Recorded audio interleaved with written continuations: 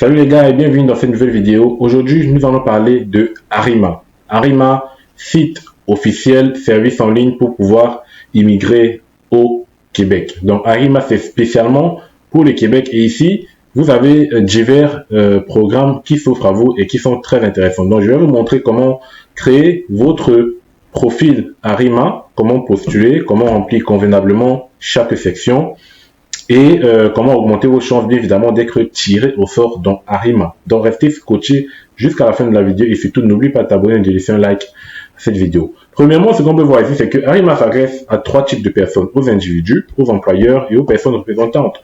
Les personnes représentantes, bien évidemment, ce sont des personnes qui représentent des candidats dans leur projet d'immigration. Les employeurs, ce sont les employeurs tout simplement. Et les individus, c'est vous qui voulez postuler pour immigrer donc au Québec. Donc ici, vous pouvez accéder à Arima, on va le voir tout à l'heure. Vous avez plusieurs programmes qui s'offrent à vous, comme par exemple le programme régulier des travailleurs qualifiés, le programme de l'expérience québécoise, programme pilote d'immigration permanente, du dépôt électronique et tout, du parrainage collectif, programme d'accompagnement Québec, du portail employeur, outils comparatifs et tout. Donc le programme qui va le plus nous intéresser, c'est le programme régulier des travailleurs qualifiés et le programme de l'expérience québécoise. Après, il y a aussi le programme pilote d'immigration permanente qui peut être intéressant. Donc ce sont les trois principaux programmes qui pourront nous intéresser. Et donc en cas de besoin, il vous dit, si vous avez des capsules, ce qu'on appelle des capsules, c'est tout simplement ce qui va vous permettre de remplir votre compte Arima. Donc on va voir. Dans les capsules, déjà, ça vous détaille les différents programmes. Donc, par exemple, si vous entrez ici dans un programme régulier des travailleurs qualifiés, donc vous voyez, c'est une déclaration d'intérêt. Donc, vous faites une déclaration d'intérêt via Arima. Donc, Arima, en gros, vraiment, comme c'est dit, c'est une déclaration d'intérêt pour immigrer, au Québec. Donc, ici, vous dites pour le programme régulier des travailleurs qualifiés, déclaration d'intérêt, pour remplir et déposer votre déclaration d'intérêt. Donc, vous aurez besoin de créer un profil. Donc, vous avez modifié un profil. Donc, créer un profil, ça veut dire que vous cliquez dessus et en fait, ça va vous expliquer, voilà, à travers une vidéo, comment créer un profil tout simplement. Vous voyez? Et vous dites exactement comment vous devez faire. Donc, ici, vous avez déjà tout. Vous avez toutes les capsules. Donc, ça veut dire quoi? Ça veut dire qu'à la fin de cette vidéo, si vous avez encore des questions, si vous voulez savoir concrètement une information peut-être que vous n'avez pas très bien compris, n'hésitez pas à venir consulter les capsules en fonction des différents programmes pour lesquels vous allez postuler. Voilà, ça c'est important. Ça c'est pour remplir la déclaration d'intérêt avec l'aide d'un représentant, programme de l'expérience québécoise. Donc pour chaque programme, il y a des capsules qui vous permettent de remplir votre compte Arima. Donc arrêtons de bavarder et allons directement au vif du sujet. Donc je vais cliquer tout simplement sur accéder à Arima. Donc, j'espère que moi, j'aurai accès à Arima, accéder au service en ligne. Donc, je réfléchis par rapport à mon adresse mail parce que j'ai déjà fait une vidéo sur Arima. Je ne sais plus quelle adresse mail j'avais utilisée. J'espère que j'avais pas utilisé celle-ci. Donc, ça, c'est mon adresse mail perso. Prière de ne pas communiquer avec.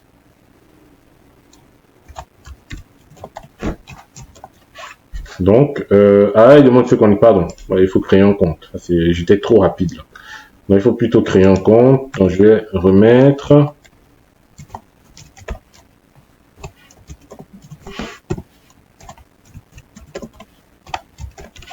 Voilà. Donc, une fois que vous créez le compte, vous mettez l'adresse mail, vous demandez le code de vérification.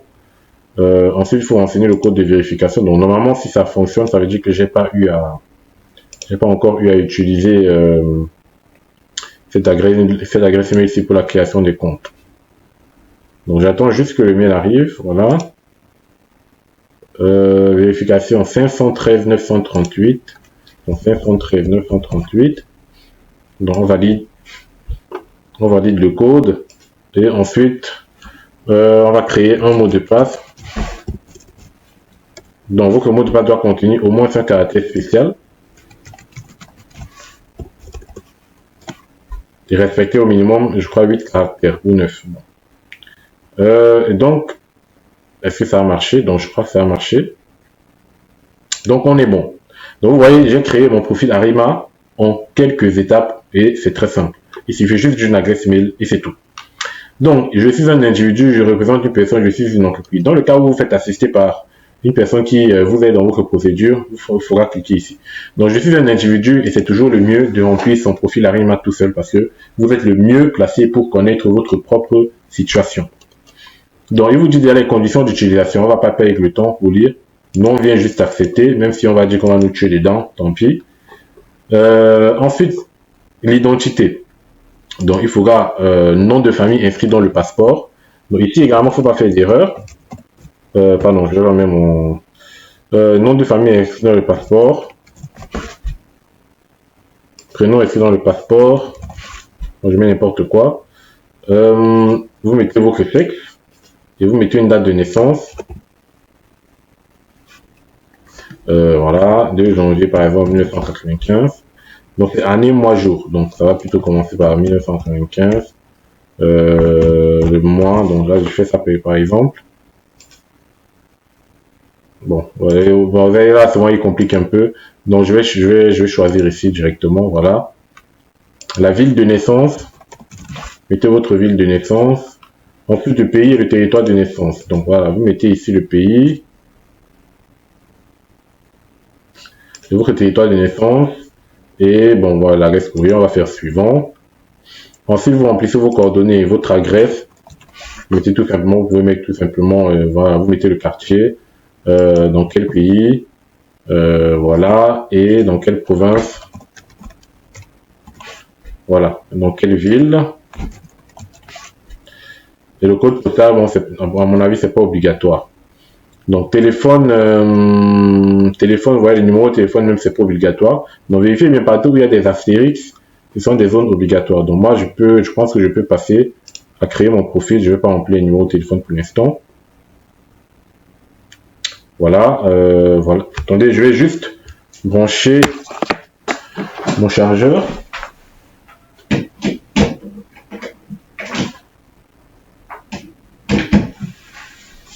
Voilà, pour éviter que ça ne s'éteigne. Ok, donc, on peut reprendre.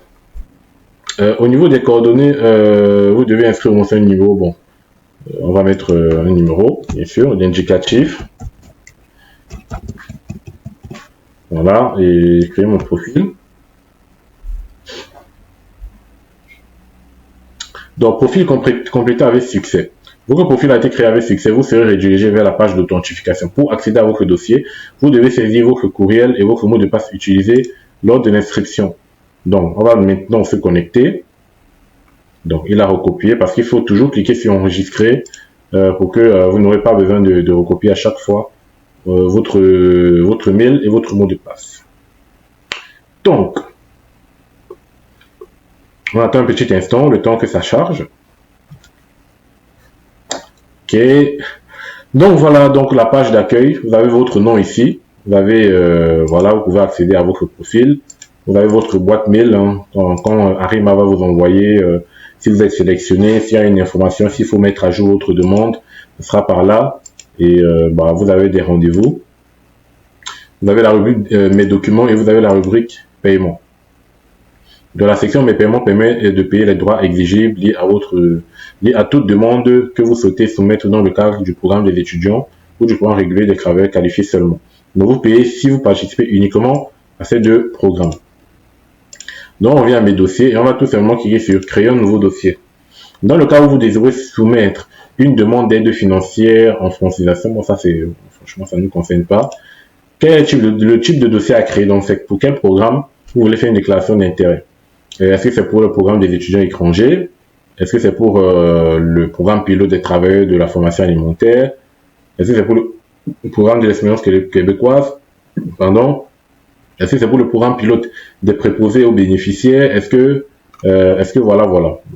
Donc actuellement, il n'y a que ça qui est ouvert. Donc ici, vous pouvez tout simplement déposer une demande pour une déclaration d'intérêt. C'est ça qui nous intéresse dans cette vidéo. Donc, déclaration d'intérêt, c'est pour déclaration d'intérêt, bien évidemment, au gouvernement du Québec, qui va vous sélectionner en fonction de votre profil et en fonction de leur demande. Donc là, on a une étape déjà de compléter. Il nous manque de compléter que ces autres étapes-là. Donc normalement, ça va aller très bien. Inscription en cours et la date limite pour soumettre la demande, c'est le 2 janvier 2025. Voilà, donc on a normalement c'est 3 mois, il nous laisse à peu près 3 mois pour compléter et soumettre la demande. Donc renseignement personnel, on va remplir dans le nom c'est bon, autre nom c'est bon, date de naissance c'est bon, pays de citoyenneté, bon une demande de pays de citoyenneté, c'est par où là, c'est là. Deuxième citoyenneté, bon on n'en a pas. Il vous demande donc le numéro de votre passeport, le pays émetteur du passeport. Ensuite, avez-vous déjà obtenu un numéro de référence individuel de dossier auprès du ministère de l'Immigration et de la francisation et de l'intégration? C'est-à-dire que vous pouvez cliquer sur le point pour avoir un peu plus de détails. Le numéro de référence individuelle se trouve dans l'entête de vos documents provenant du ministère. Donc, si vous avez déjà fait une procédure et que vous avez déjà eu un numéro de référence individuelle, vous pouvez tout simplement mettre oui. Donc, moi, je vais mettre non. Avez-vous déjà obtenu, enfin, avez-vous déjà eu un numéro de dossier à IRCC? Donc, si vous avez déjà fait également une déclaration d'intérêt, je sais pas, par exemple, entrée express et tout, vous avez un numéro de dossier forcément. Il faudra mettre oui et renseigner. Donc, moi, je vais mettre par exemple non. Donc, après, une fois que vous mettez non, vous faites enregistrer. Et une fois que vous faites enregistrer, vous voyez, ça passe en vert, donc ça veut dire que vous avez tout complété. Maintenant, on passe à la situation familiale. Quel est votre état? Moi, pour faire simple, je vais mettre célibataire. Mais si vous êtes marié, il faudra renseigner les données. Donc, je vais mettre célibataire. Je vais quand même mettre avec un enfant. Donc, avez-vous des enfants qui vous accompagnent dans votre projet? Donc, je vais mettre oui. Donc, je vais mettre juste rajouter un enfant, juste pour que vous voyez. Le nom de famille inscrit dans le passeport. Et le prénom inscrit dans le passeport. Et le sexe. Et la date de naissance de l'enfant. Voilà. Donc, la date de naissance de l'enfant. Donc disons qu'il est né en 2017, juillet 12, voilà. Et on va confirmer. Et voilà, donc on a ajouté un enfant. Donc là, on est bon sur la situation familiale. Au niveau de la scolarité, vous voyez, ça part vite. Ça part vite, hein? Ça part vite. Donc partagez la vidéo, laissez un like à cette vidéo si ça vous plaît. Vous devez déclarer tous vos diplômes supérieurs aux études primaires. Les diplômes supérieurs aux études primaires. Donc déclarez pas les CEP qu'on connaît à la fin des études primaires. Donc commencez à partir du brevet, baccalauréat, en montant. Donc, avez-vous un diplôme supérieur aux études primaires, enfin aux études primaires, c'est ça, oui. Avez-vous une évaluation comparative des études effectuées au Québec? Vous pouvez mettre non pour le moment et remplir si vous n'avez pas encore. Mais ça, c'est important et j'allais en venir dessus justement. Quand vous voulez immigrer, que ce soit au Canada et n'importe où, faites toujours une demande d'évaluation de vos diplômes. Ça vous servira forcément à un moment donné. Même si actuellement ça ne vous sert pas, ça vous servira forcément à un moment donné. Donc, faites toujours une évaluation de vos diplômes. Donc, moi, je vais mettre oui. Voilà, je vais mettre oui. Si vous avez en votre possession une évaluation comparative des études effectuées au Québec émise après le 31 janvier 2013, vous pouvez faire intégrer ces résultats à votre déclaration. Note, si vous avez reçu plus d'une évaluation comparative, seule la plus récente sera considérée. Donc, ça veut dire que si vous avez fait l'évaluation du brevet, par exemple l'évaluation du bac et l'évaluation de la licence, il faudra renseigner que l'évaluation de la licence. Donc, voilà. Donc, ici, on va mettre, voulez-vous que les résultats de cette évaluation soient intégrés à votre déclaration d'intérêt? Je vais mettre oui. Et si vous dites pour intégrer les résultats, cliquez sur le bouton intégrer les résultats. Ici, vous demande donc niveau se trouve à droite de signature de votre information comparative. Donc après, je sais pas si je mets n'importe quoi, si ça va marcher. Et si je mets suivant, individuel auprès du ministère de l'enseignement personnel. Voilà. Là, ça va compliquer. Sinon, je pourrais pas vous montrer comment remplir. Hein.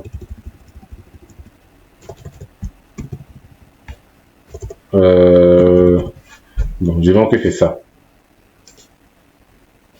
Donc ça marche pas. Donc on ne pourra pas le faire, donc, malheureusement. Donc on ne pourra pas intégrer les résultats. Mais si vous avez votre évaluation, n'hésitez pas à intégrer les résultats. Hein. Donc, je suis obligé de faire non pour le moment. Et je vais donc ajouter. Donc on va faire suivant. Pays du diplôme. Vous mettez le pays où vous avez obtenu le diplôme. Ensuite, vous mettez quand a commencé les études et quand est-ce que vous avez obtenu. Par exemple, si là, si vous voulez mettre le diplôme du baccalauréat, vous mettez la date de début, la date de fin, voilà, pour l'obtention du bac. Donc ici, si par exemple j'ai obtenu mon bac en 2021. Donc, je ne sais pas hein, où j'ai obtenu mon bac en... Voilà, mais je vais être un peu juste. Disons que j'ai obtenu mon bac en 2021. Je vais mettre donc que la rentrée a commencé du coup en 2020, disons à partir de septembre 2020. Disons voilà, le 1er septembre 2020. Et ça s'est terminé du coup en 2021. Disons en juillet 2021. Disons voilà, ici. Après, vous faites suivant. Ensuite, il demande de rechercher le titre ou le diplôme.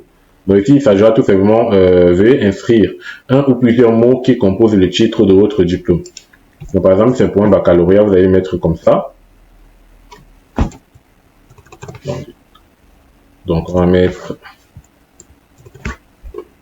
ici.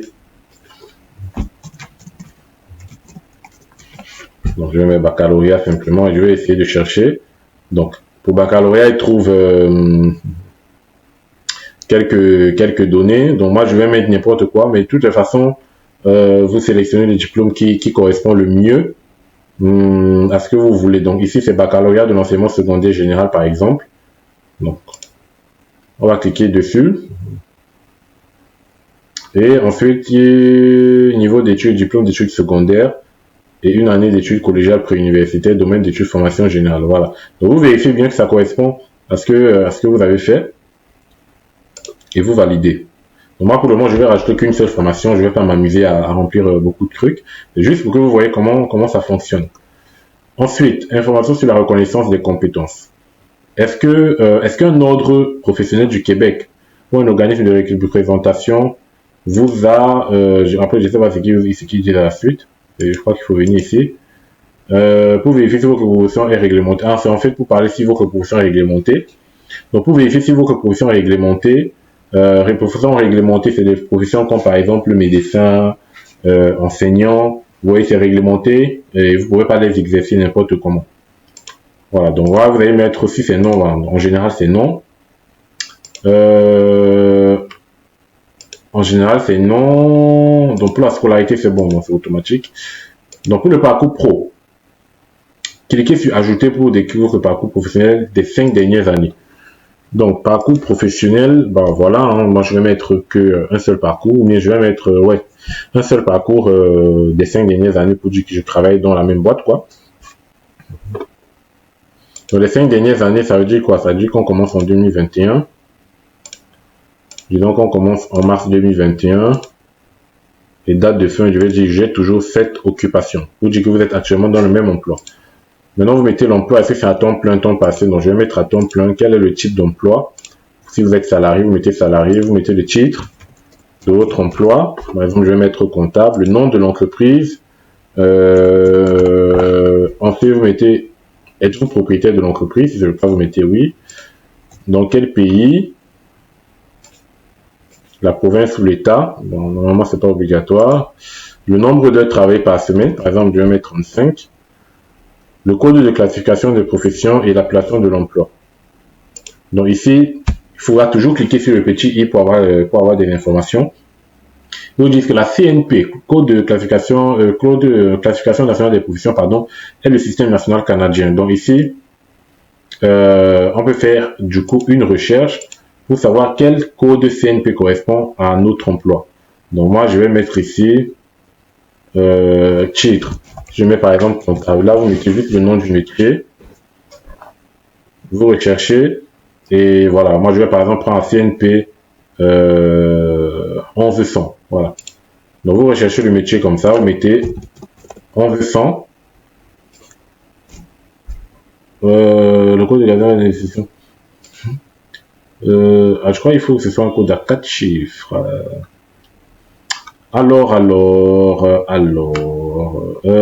Ici, de l'heure. Donc pourquoi il passe pas quand même national de profession? Je vais rechercher par mot-clé. Bon, moi, c'est ce que j'ai fait. 1100, à part si c'est 1100 peut-être. Bon, c'est déjà 1100.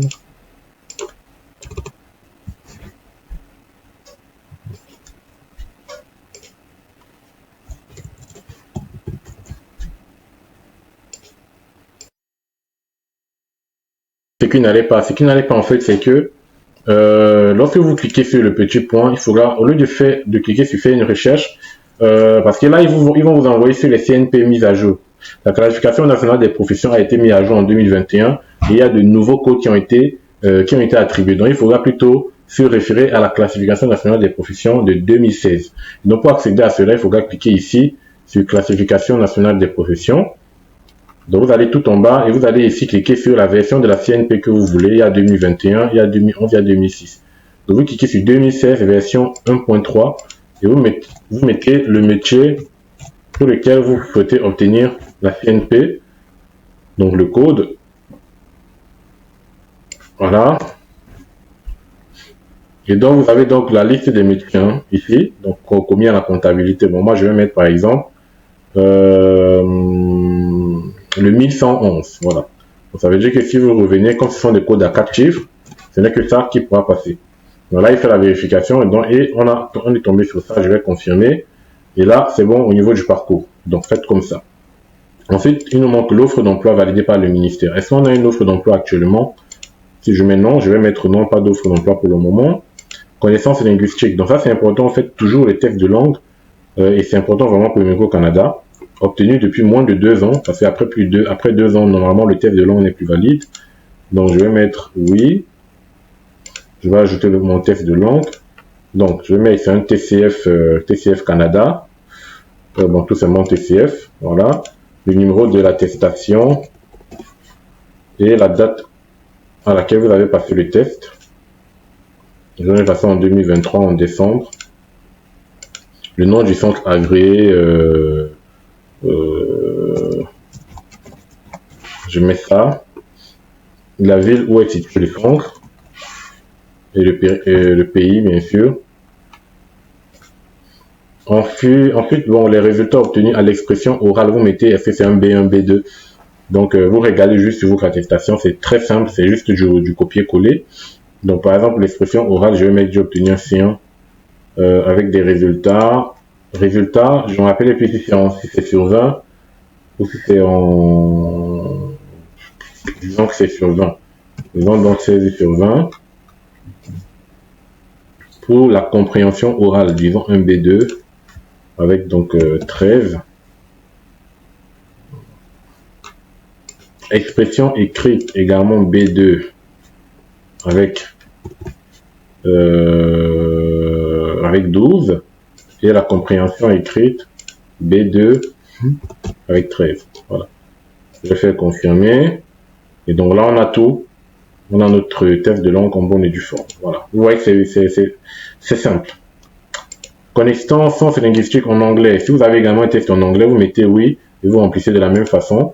Il suffira juste de rajouter les tests EI. Il faudrait passer des tests IELTS et il faudra renseigner également tout ça. Donc, je vais faire annuler et je peux faire laisser non. Voilà. Ensuite, le consentement, c'est tout simplement portail employeur. Afin d'aider les employeurs du Québec dans leur démarche de recrutement international, parce que vu que les employeurs ont accès à Arima, c'est parce que, bien évidemment, ils peuvent recruter via Arima en regardant des profils qui les intéressent.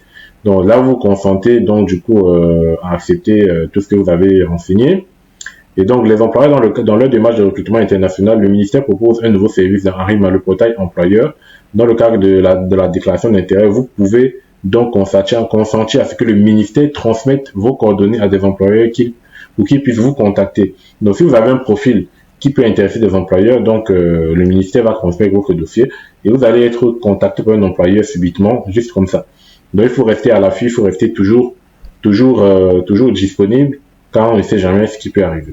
Donc, vous dites que vous autorisez, après vous pouvez refuser, mais moi je vais autoriser. Seriez-vous intéressé à occuper un emploi au Québec comme travail étranger temporaire? De toutes les façons, n'importe comment je prends. L'essentiel, c'est d'arriver. Ensuite, la mission de recrutement à l'étranger. Le ministère souhaite pouvoir communiquer avec vous pour vous informer. Donc, j'autorise le ministère à communiquer avec moi pour des raisons mentionnées ci-dessus. Il n'y a pas de souci. Études, j'autorise le ministère à communiquer avec moi et je vais enregistrer ma demande. Donc, la demande étant enregistrée, vous pouvez regarder tout simplement voir un récapitulatif de votre demande. Si tout est complet, si tout est bon pour vous, bah, vous n'avez qu'à soumettre. Vous voyez, vous regardez. Vous regardez, vous regardez et vous regardez. Donc moi, je vais soumettre ma demande. Votre demande est valide. Vous pouvez poursuivre la soumission. Donc je fais suivant, récapitulatif. Donc il vous remet encore ici. Suivant. Donc il faudra tout simplement faire une signature en foi de quoi je signe ici. Territoire. Dans quelle ville. Et voilà. Donc une fois que vous avez signé, vous cliquez sur soumettre. Votre dossier a été soumis avec succès. Un mail de confirmation vous sera envoyé. Veuillez consulter votre centre de messagerie. Donc vous faites quitter. Donc là, voici votre déclaration d'intérêt. Vous avez tout, la date de soumission. Vous avez le statut du dossier, transmission en cours. Donc, il ne reste plus qu'à attendre et à croiser les doigts, à prier, à mettre dans les prières de pouvoir être sélectionné par le gouvernement du Québec dans toutes les façons. Donc, on vérifie si on a reçu un mail quelconque de confirmation, pas encore. Donc, voilà, bon, de toute façon, ça n'arrive pas tout de suite. Il faut toujours des minutes. Dans toute façon, vous allez recevoir un mail de confirmation, ça c'est sûr et certain. Et ici, vous pouvez actualiser votre demande pour voir l'état, si voilà, c'est pas actualisé en renseignant, voilà. Donc, quand vous actualisez la demande, vous avez ça. Votre déclaration d'intérêt est valide jusqu'au 4 octobre 2025. Donc, c'est valide un an. Statut déposé. Ça veut dire qu'ils ont bien reçu, c'est bien canalisé dans le bassin. Donc, voilà, vous êtes dans le bassin. Et voilà. Donc, vous pouvez également créer à chaque fois un nouveau dossier, Bien évidemment, vous pouvez revenir créer un programme, par exemple, pour les étudiants étrangers. Voilà, et c'est tout à fait possible. Voilà, donc est-ce qu'on a toujours, on n'a toujours pas reçu le mail, mais bon, voilà, ça arrivera dans les minutes suivantes. Donc voilà, c'était tout pour remplir son compte Arima. J'espère que ça vous a plu. N'oubliez pas de vous abonner, de liker, de commenter cette vidéo, et on se voit la prochaine toujours pour un nouveau numéro. Portez-vous bien et n'hésitez pas à partager cette vidéo, ça me ferait plaisir. Allez, ciao les amis.